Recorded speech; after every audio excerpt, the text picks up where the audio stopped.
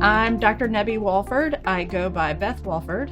I am a pediatric surgeon. I practice at HCA Florida Gulf Coast Pediatric Surgery. I see a lot of different types of patients.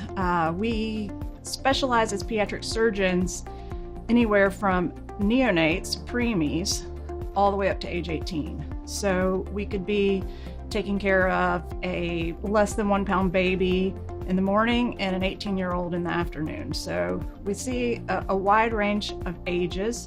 We also see a wide range of medical conditions. We take care of a lot of abdominal problems, a lot of skin problems, some chest problems too. We don't do bones, tonsils, those sorts of things, but lots of hernias, appendicitis, and congenital abnormalities of the chest and abdomen. One of the things that our office is really good at is getting patients in to see the physicians quickly.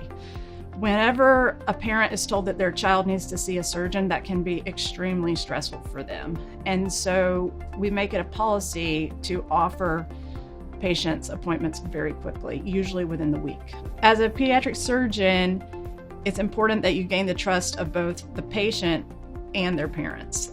Sometimes the patients can be as young as 1 or 2 years old, and your main conversation is with the parents. And it's important that that patient sees you gain the trust of their parents before you interact with them, other than a brief sort of wave or hello.